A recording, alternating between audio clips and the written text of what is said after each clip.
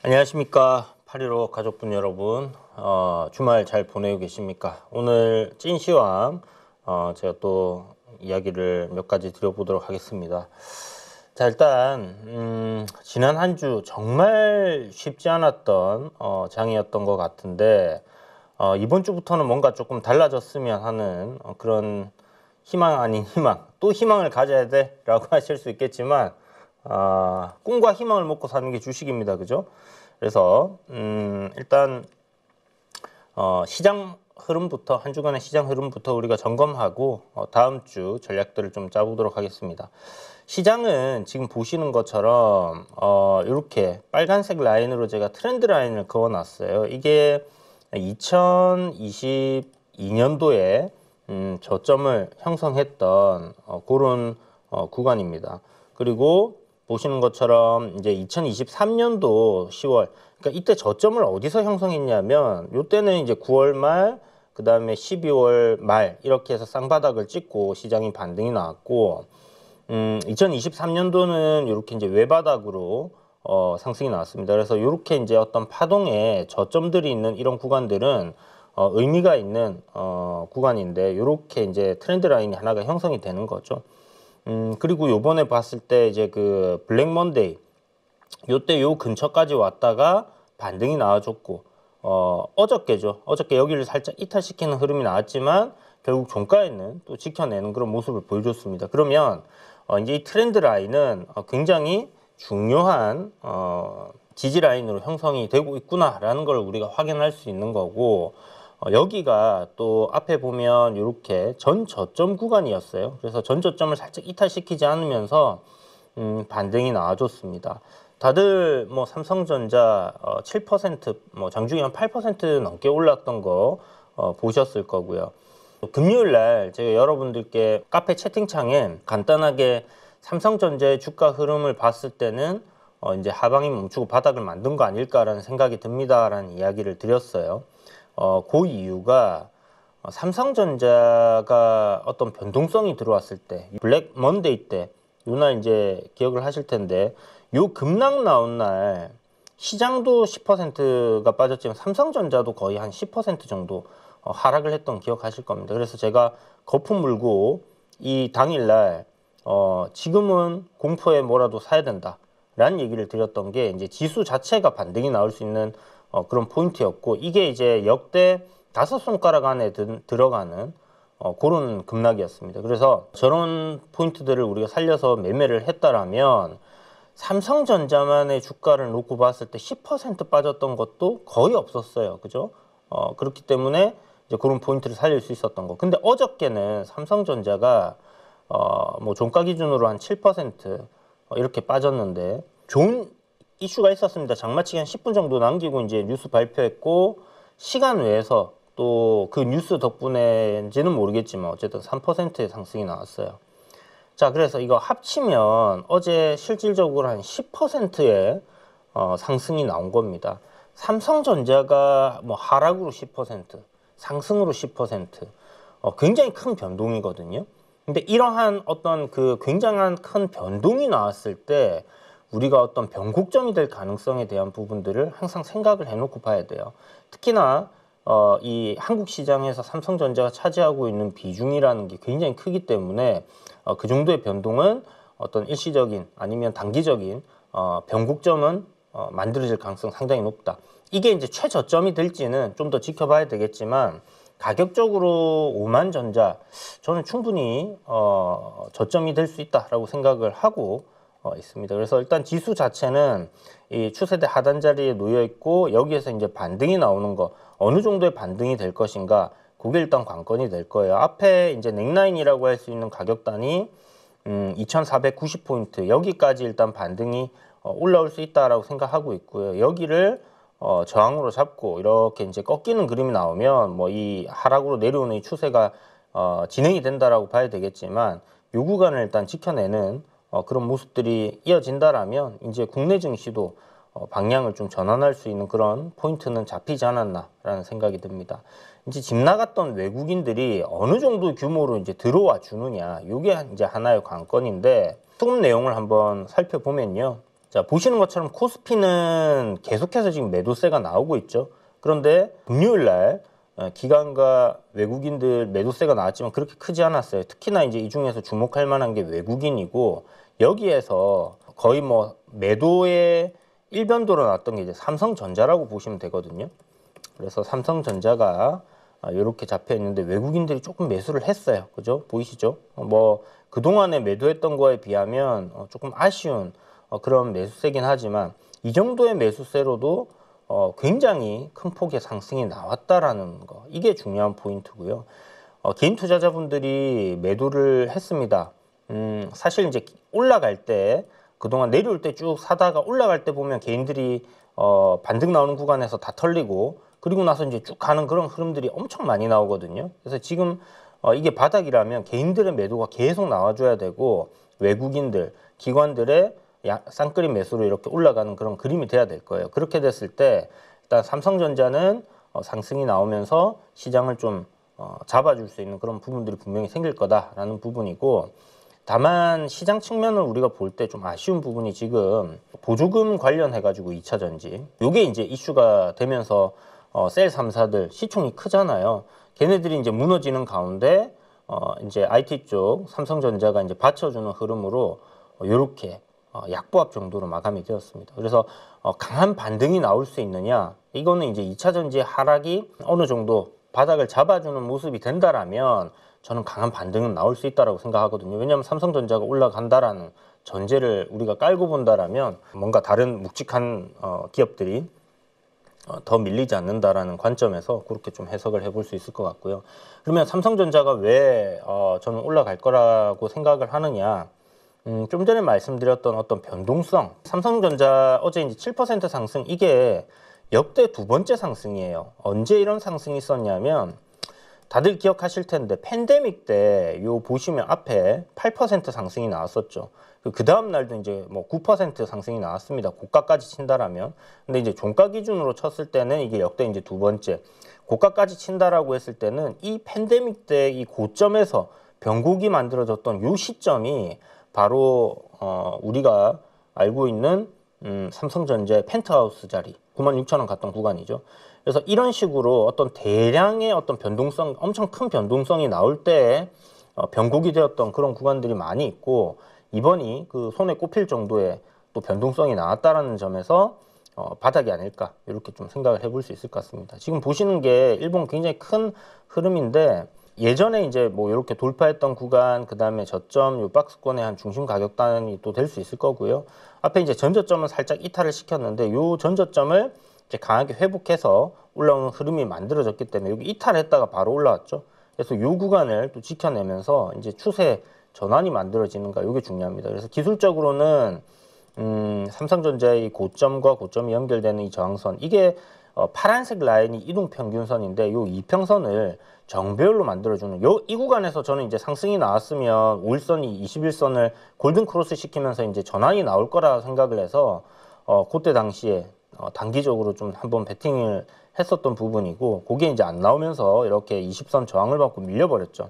그러면 20선 위로 요번에 올라오는지 여부가 굉장히 중요한 포인트가 된다, 이렇게 생각하시면 되고, 그러면 뭐 모멘텀적으로 이게 있냐, 우리가 삼성전자를 볼 때 지금 SK하이닉스와 다른 점은 HBM이라는 부분에서 삼성전자 뒤처져 있다 보니까 SK하이닉스는 그나마 어느 정도의 가격단을 버텨내고 있는 반면 삼성전자는 계속 밀려 내려왔어요. 거기에 이제 D램에 중국에서 이제 만들기 시작했다, 뭐 이런 부분들, DDR4 관련해서 이제 이슈가 되고, 삼성전자 이제 글로벌적인 경쟁력을 잃은 거 아닌가 하는 그런 의심이 들 정도로 뭐 외국인들의 매도세가 그동안 계속 나왔었죠.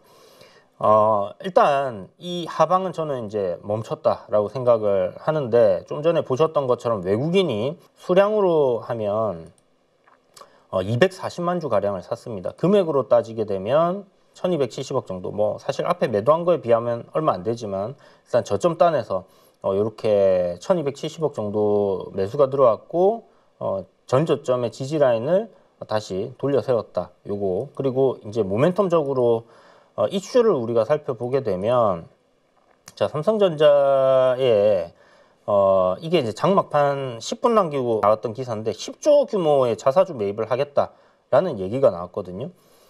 굉장히 큰 규모입니다. 예전에도 이제 한 차례 삼성전자가 대규모 자사주 매입을 했던 적이 있거든요. 그때 그 해에 삼성전자 얼마가 올랐나? 50%가 올랐어요. 50%. 이거는 이제 뭐 과거의 데이터니까 이번에도 그렇게 될 거야라고 또 시장 환경이 다른 상황이기 때문에 그렇게 확전적으로 생각할 수는 없지만 어쨌든 그렇게 좀 대규모의 이런 자사주 매입을 했을 때 긍정적인 효과가 있었다라는 겁니다. 이걸 외국인들이 알고 샀을까요? 뭐 그거는 저도 알 수가 없습니다만은 어쨌든 이렇게 10조 원 규모 자사주 매입이 나오고 이게 이제 1년 내에 분할 매입 방식으로 10조 원 규모의 자사주를 취득한다. 그러니까 10조를 갖다가 1년 동안에 그냥 사겠다라는 거잖아요. 분할해서. 그러면 어느 정도의 그 시장 그 삼성전자의 주가를 방어하는 효과는 분명히 있을 거고요. 여기에서 3조 원의 자사주는 매수를 해서 소각을 한다라는 겁니다. 굉장히 좋은 뉴스죠. 그래서 이 주주가치 제고를 위해서 삼성전자가 뭐 이런 부분들을 진행하는 거. 그리고 뭐 배당은 뭐 분기별로 꾸준히 주고 있는 그런 기업이기 때문에 요게 이제 하나의 굉장히 긍정적인 포인트로 작용할 가능성이 높다라는 거. 그래서 이거 좋은 뉴스입니다. 호재죠. 호재가 하나 나와서 바닥권을 잡아주는 모습이 되고, 자, 다음 또 호재가 하나 있습니다. 보시면 삼성전자, SK하이닉스는 이라는 물음표가 붙었는데 여기 보면 미국 TSMC에 보조금 지급을 한다. 얼마? 9조 원 정도의 보조금을 미국 정부가 대만 TSMC에 미국 반도체 공장에 대해서 9조 2천억을 지급하기로 확정했다. 칩스법이 이제 지원금이 확정된 첫 사례가 됐습니다. 이거 뭐 트럼프가 뒤집는다 뭐 이런 얘기가 있지만 아직 트럼프가 백악관에 들어간 건 아닙니다. 그죠?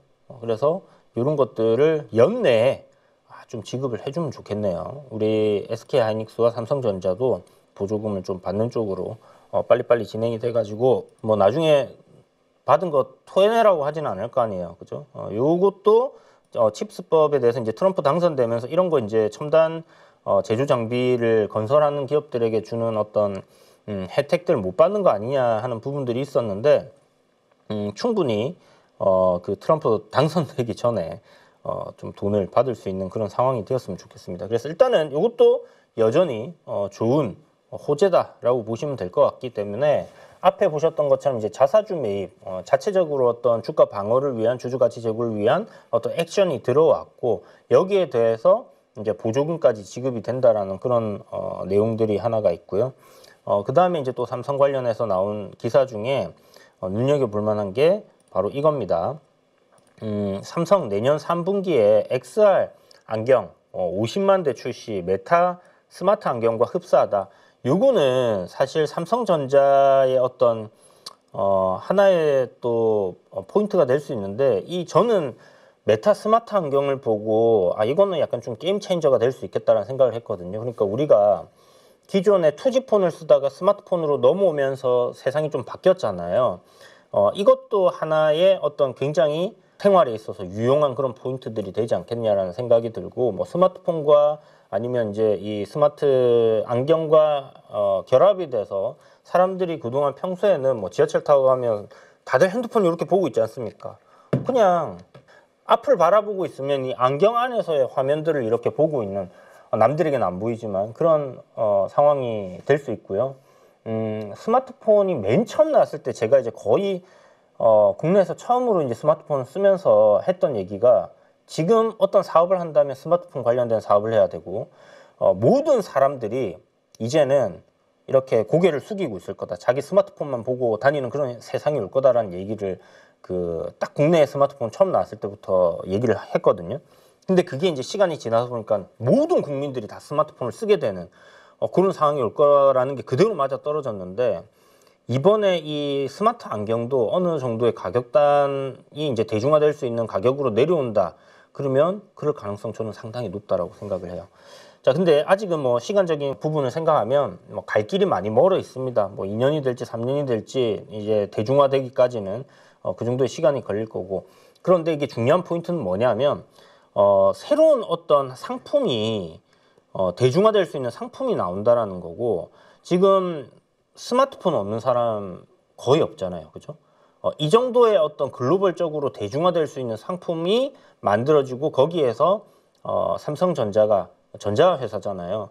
마켓시어를 잘 만들어서 어느 정도 가져간다. 지금 뭐 애플과 갤럭시가 이제 거의 시장을 양분하듯이 이렇게 가져간다라고 했을 때는 이것 역시 하나의 큰 매출을 만들어낼 수 있는 그런 구조가 된다라는 거죠. 그래서 메모리 반도체, 그 다음에 이제 뭐 스마트폰, 그 다음에 가전, 뭐 그런 부분에 있어서 또 하나의 큰 시장이 되지 않겠냐라는 관점으로 우리가 보면 좋을 것 같고, 아직은 뭐 여기에 더해서 뭐 삼성전자 로봇도 있고 합니다만, 요거 두 개, 로봇이나 뭐 미래에 대한 이런 부분들은 결국 기대감입니다. 그죠? 기대감. 신사업에 대한 기대감. 기존에 하고 있는 것들만 하고 있으면 성장에 대한 부분들이 좀 의심스러울 수 있는데, 또 새로운 무언가가 출시되면서 그 매출의 단위가 커질 수 있는 그런 것들이 중요한 포인트라고 생각하시면 되고, 내년 3분기니까 이제 한 1년 정도 남았습니다. 그래서 여기에 대한 기대감으로 삼성전자도 어느 정도 아까 말씀드렸던 그 두 가지의 호재와 더해져서 좀 괜찮은 흐름들이 나올 수 있겠지만, XR 관련주들 아마 굉장히 강하게 움직일 수 있겠죠. 그래서 그런 것들을 우리가 좀 잘 봐야 될 것 같고요. XR 관련주들이 그러면 어떤 게 있는가 잠깐 보도록 하겠습니다. 여기 이제 저는 키움증권을 사용하는데 이 종목별로 메모를 이렇게 다 할 수 있어요. 그래서 요 메모, 통합 메모 관리자라는 거에 들어가서 제가 메모해 놓은 거에 어떤 키워드들을 이렇게 쳐보면 XR 관련주들이 이렇게 쭉 나옵니다. 뭐 센코, 버넥트, 스코넥, 세코닉스, 뭐 라운텍, 동은아나텍, MP, 그 다음에 뭐 아진엑스텍 뭐 이런 식으로 이제 해놓은 게 있고, 여기 이제 관련해서 스마트 안경 이런 식으로 뭐 검색을 스마트 안경이라고 제가 안 넣어놨나 보네요.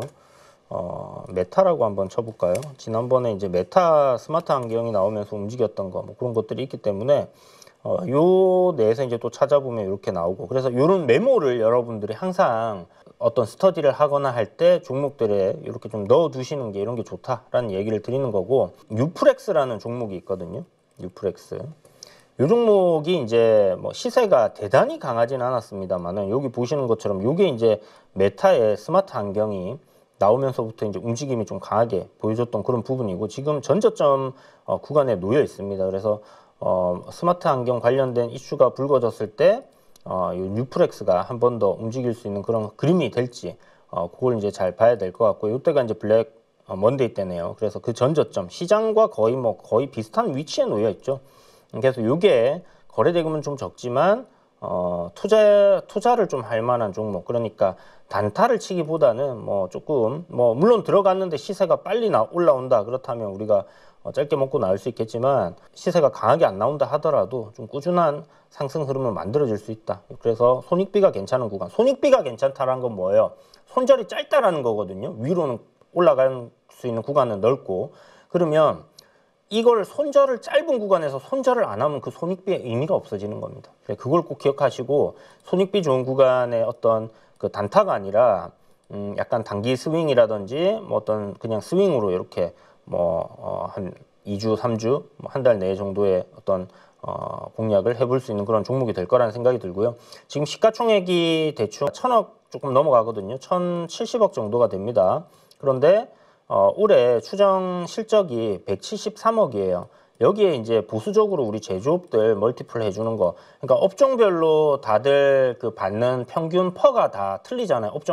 동종업계 뭐 퍼가 다 틀린데, 그거 다 찾아갖고 계산하면 어렵습니다. 그리고 섹터나 산업이 이제 다른 사업을 했음에도 불구하고 예전에 이제 등록되어 있는 그런 부분으로 들어가 있는 것들이 있거든요. 그래서 그거는 우리가 다 찾아서 계산하기 상당히 어렵기 때문에 제가 여러분들께 밸류를 굉장히 그냥 간단하게, 그리고 이걸 뭐 너무 높게 잡을 필요도 없고 싸냐 비싸냐라는 그거를 판단하기에 심플한 방법으로 이걸 알려드리는 거예요. 그냥 영업이익 올해니까 아직 다 끝난 거 아닙니다. 그죠? 추정치죠, 추정치. 포워드 실적이에요. 174억 곱하기 10을 하면 됩니다. 10배.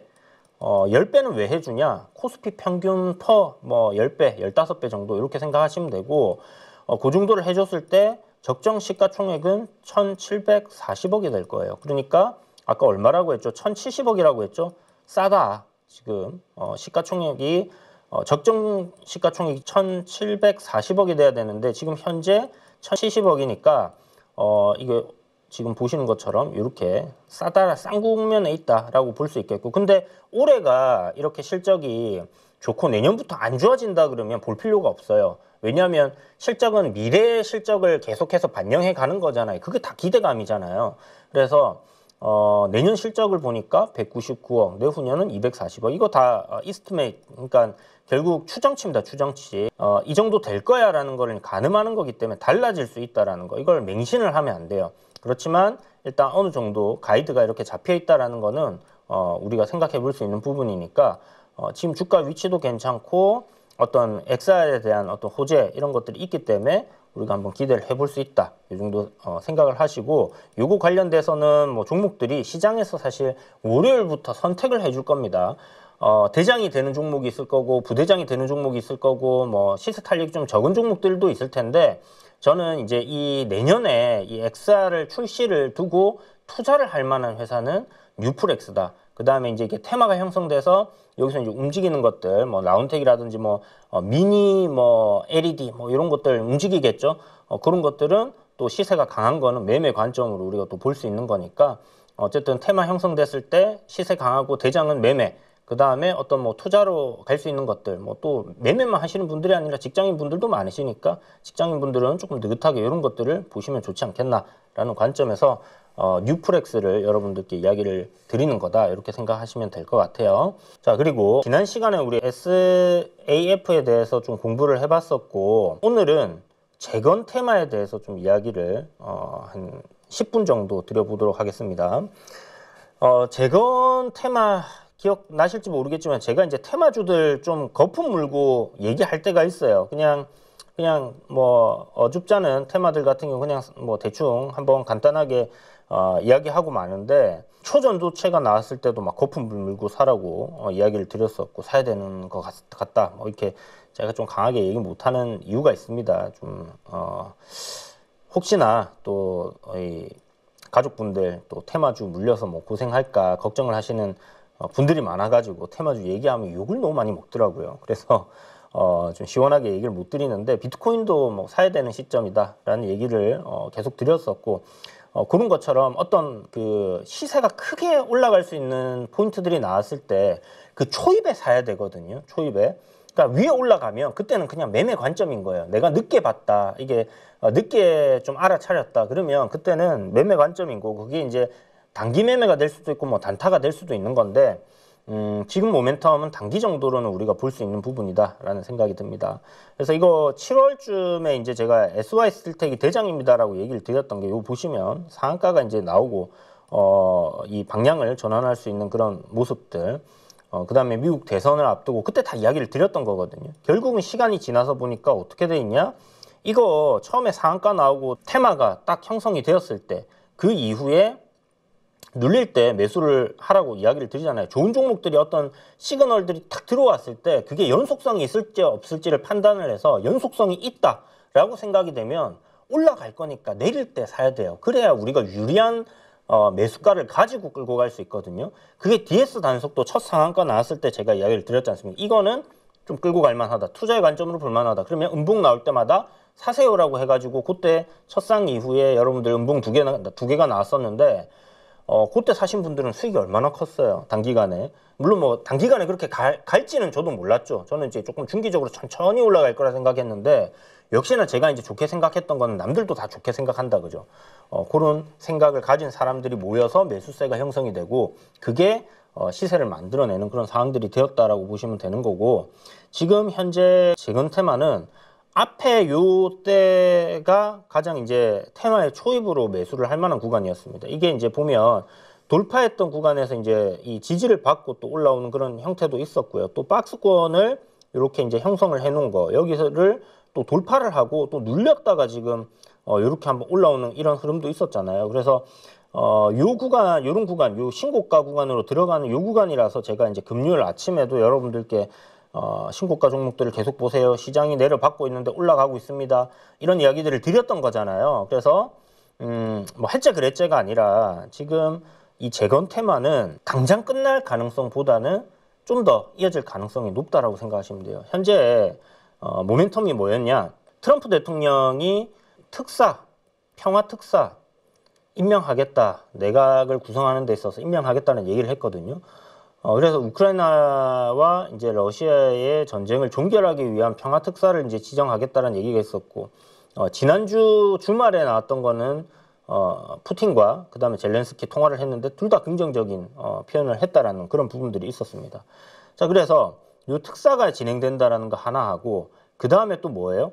유럽에서 실질적으로 우크라이나 재건을 위해서 뭔가 등록을 해라, 이런 얘기가 나왔습니다. 그걸 이제 언제까지 해라 했냐면 3월 1일까지. 그래서 이게 지금 전체적으로 쭉 내용 나온 게 보면, 앞전에 이제 우리가 재건되면 여기에 돈이 얼마가 들어갈 거야, 이거는 이제 대략적으로 계산이 되잖아요. 그게 1200조 시장이다 라는 얘기가 있었습니다. 그래서 이제 한때 뭐 요번에 이제 7월부터 요 상승기 말고 예전에 이제 그 재건 테마들이 팍 튀었을 때 요 1200조 뭐 제2의 마셜 플랜 이러면서 이제 움직였던 거거든요. 요번에 이제 나온 얘기는 뭐 1070조인가 1050조인가 뭐 한 요 정도가 될 거다, 이런 얘기가 나와요. 근데 1050조라고 해도 굉장히 큰 돈이잖아요.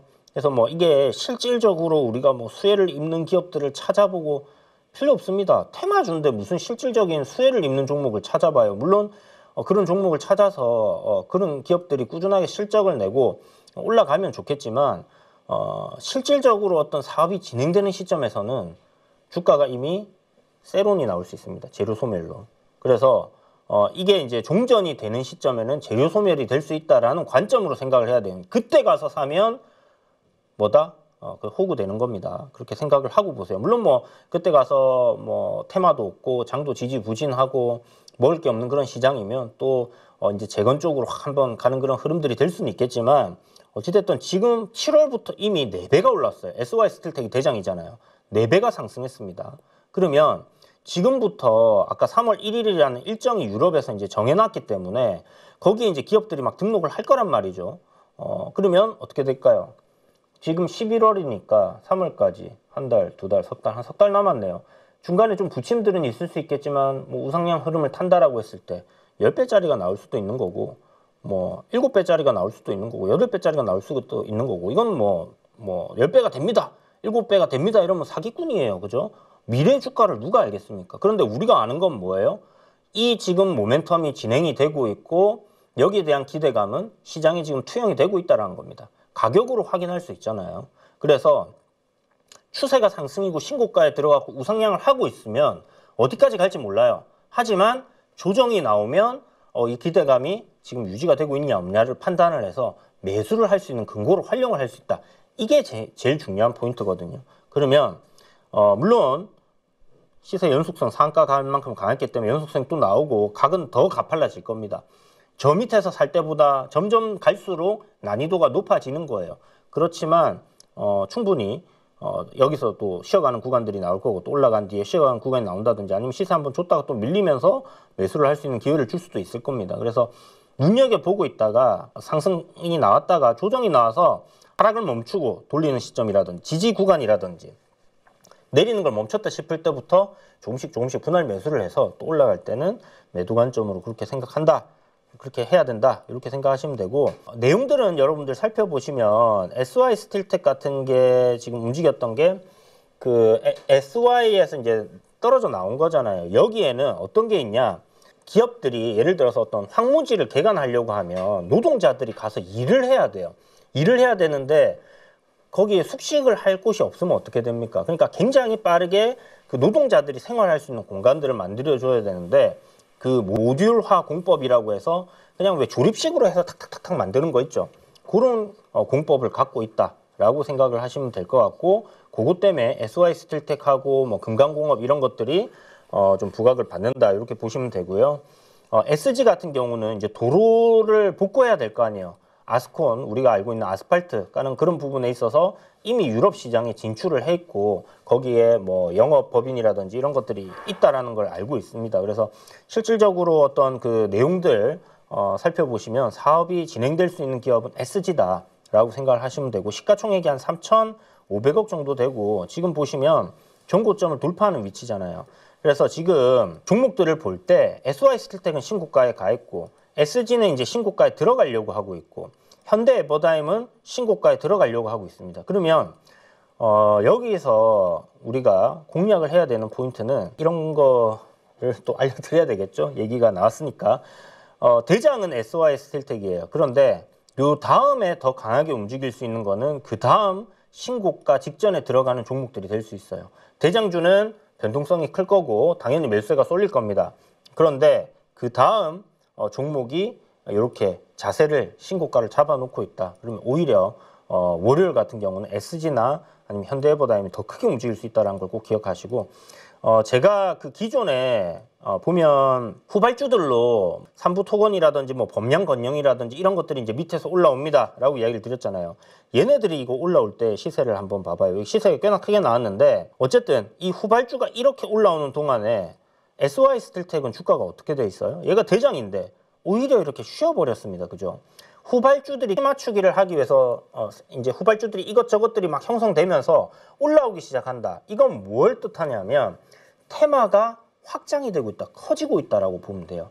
이 테마가 단발성으로 끝날 거면 몇 종목 안 되는 것도 움직이고 끝나버립니다. 그런데 지금 후발주들이 계속 만들어진다는 거는 여기에 대한 기대감이 굉장히 크기 때문에 안 오른 건 뭘까라는 관점의 시장의 참여자들이 그런 쪽으로의 이제 투자 아이디어를 투영을 시키는 거예요. 그러니까 이제 시세가 저렇게 나오는 거거든요. 그러면서 제가 드렸던 게 거지 종목들 보지 마세요. 후발주들 보지 마세요. 물론 여러분들 경험이 있고 트레이딩을 잘 하시는 분들은 지금은 후발주가 올라오는 시점이구나. 이 생태를 알면 테마들이 움직이고 커질 때 생태를 알고 있으면 지금 여러분들 이제 들으셨으니까 알게 된 거잖아요. 생태를 알면 후발주를 공략해서 거기서 시세 차익을 누려면 됩니다. 자, 그러면 다시 돌아가서 지금 제약바이오 헬스케어 섹터에서 처음에 뭐 HLB라든지 알테오덴이라든지 리가캠이라든지 삼천당 제약이라든지 이런 것들이 신고가 가면서 쫙 올라갔죠. 그리고 나서 어떻게 됐어요? 위에서 조금 조정을 받고 지지부진하게 이렇게 기간 조정을 거쳤습니다. 그 기간 동안에 어떤 것들이 올라왔어요? 대웅, 녹십자, HK 노엔, 그다음에 뭐 한온 갑자기 이름이 생각이 안 나네. 아무튼 후발 헬스케어들이 쫙 키 맞추기를 하면서 올라오는 거예요. 대부분 에이프릴 바이오라든지 뭐 이런 것들이 올라오는 거죠.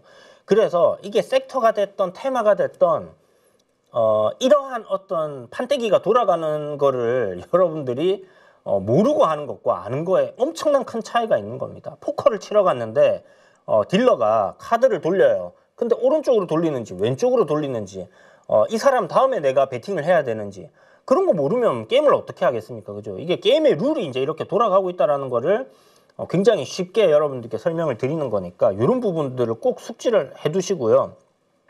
그렇다면 후발주들이 저렇게 키높이 맞추기를 하면서 제가 금요일날 후발주들이 아니라 이제는 대장주들이 갈 때가 됐습니다 라고 이야기를 드렸기 때문에 지금 SY스틸텍이라든지 SG 그 다음에 현대에버다임 이런 것들이 이제 움직인 거고요. 그럼 후발주들은 언제 가냐? 후발주들은 또 쉬어가야 되겠죠. 아니면 조금 어느 정도 따라오겠지만 대장주들만큼 시세 탄력 있게 움직이진 못할 거예요. 그러면 나중에 이 테마가 끝나는 시점은 어떻게 되냐면요. 선발주가 됐던 후발주가 됐던 모든 이 관련된 종목들이 다 터지는 시점이 올 거예요. 다 같이 터진 시점이 올 거예요. 그때는 발을 빼야 된다. 그걸 꼭 기억하시고요. 자, 그러면 여기서 중요한 포인트는 뭐냐? 야, 지금 이 단타 얘기, 테마 얘기 이런 거 하려고 얘기했냐? 중요한 내용이었어요. 그죠? 그거 꼭 기억하시고 여기에서 그러면 어떤 포인트로 우리가 투자를 해야 되냐? 이거는 이제 말씀드렸다시피 4배가 올랐는데 여기서는 사서 뭐 10에서 20%, 30% 주면 팔아야 되는 트레이딩 관점으로, 매매의 관점으로 접근해야 되는 시점인 거고 투자의 관점은 그러면 어떻게 봐야 되냐? 테마라는 거는요. 지금 AI 테마가 전 세계를 강타하고 있잖아요. AI 테마입니다. AI 테마. 테마라는 거는 스토리를 얘기하는 거예요. 그래서 AI 관련주, AI 테마의 대장은 뭡니까? 엔비디아잖아요. 그러면 처음에는 이제 그 칩 관련해서 반도체 관련해서 장비 관련해서 움직이다가 그 다음엔 뭐가 움직여요? 뭐 소재 관련해서 움직이다가 뭐 이런 식으로 계속 어떤 하나의 스토리에서 파생이 되잖아요. 아이디어를 사람들이 그렇게 찾는단 말이죠. 왜? 뭐 이거 첫 번째 나온 거는 너무 옳은 것 같으니까. 덜 오른 거 뭐 없을까? 찾아가지고 그렇게 투자가 진행이 되는 겁니다. 자, 우리 코로나19 여러분들 다 겪었기 때문에 코로나19 때 어떻게 돼요? 처음에는 마스크, 그죠? 그 다음엔 뭐예요? 진단키트. 그 다음엔 뭐예요?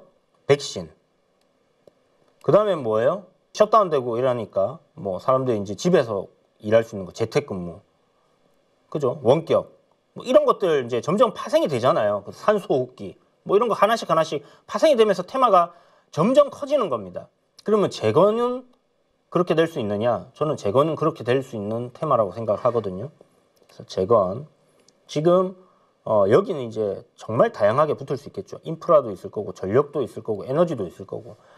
그런 식으로 생각을 해서 우리가 이 확장을 시켜간다라고 생각하시면 될 것 같고, 어쨌든 이 건설이라는 거에 큰 카테고리에서 본다라고 했을 때 투자의 관점은 굴삭기가 되지 않을까 싶습니다. 굴삭기. 자, 그래서 그 중에서 탑픽은 제가 생각할 때는 우리나라에서 HD 현대건설기계, 이게 뭐 이거 실질적으로 참여해서 돈을 벌지 안 벌지는 몰라요. 그런데 지금 주가가 말해주잖아요. 재건 관련으로 올라가고 있다라는 거를.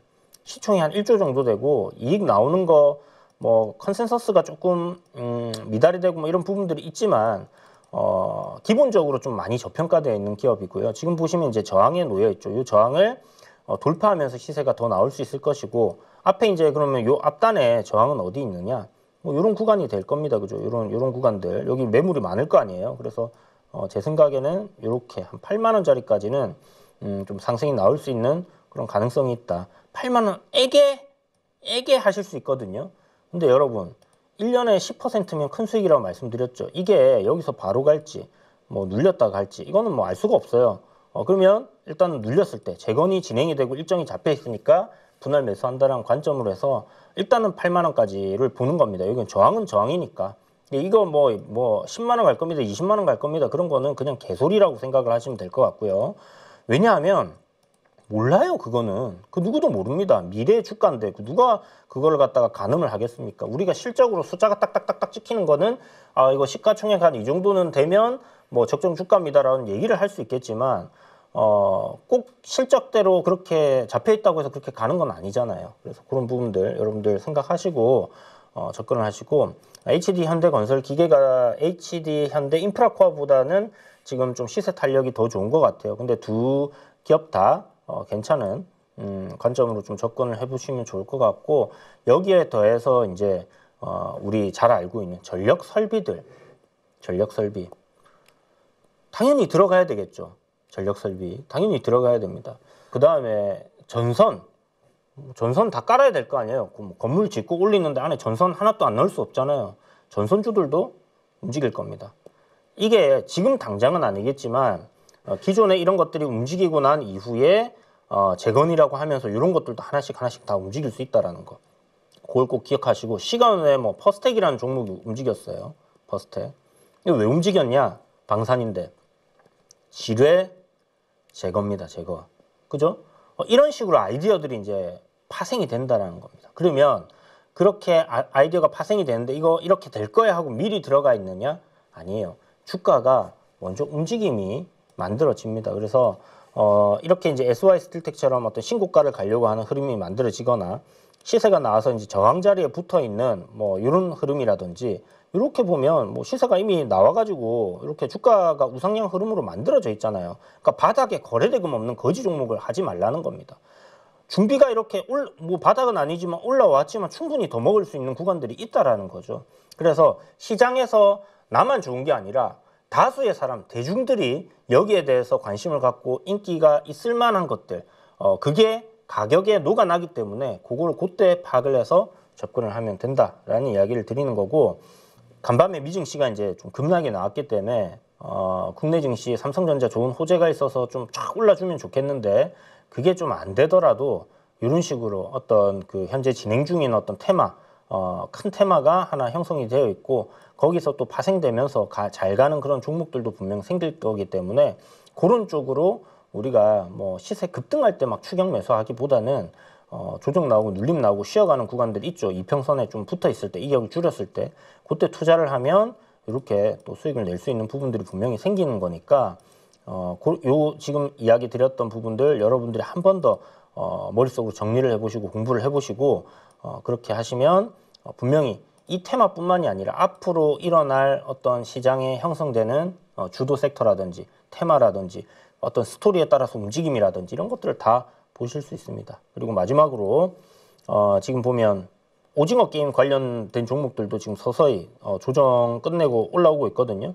요거 지난 시간에도 뭐 이건 자주 이야기 드렸던 내용이죠. 단기과열 지정 예고가 걸리고 나면 4거래일, 5거래일이 저점이다. 1, 2, 3, 4, 5. 요때부터 내릴 때 분할로 샀다라면 어떻게 됐을까요? 지금 상승으로 이렇게 돌리는 그런 포인트를 잡을 수 있는 거죠.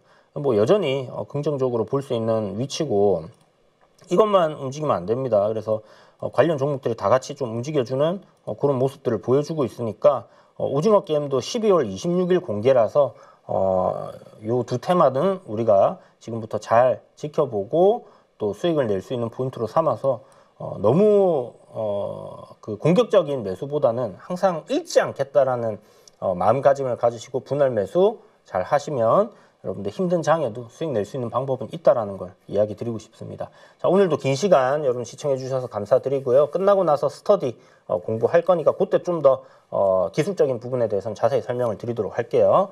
그러면 여러분 편안한 일요일 저녁 되시길 바랍니다. 감사합니다.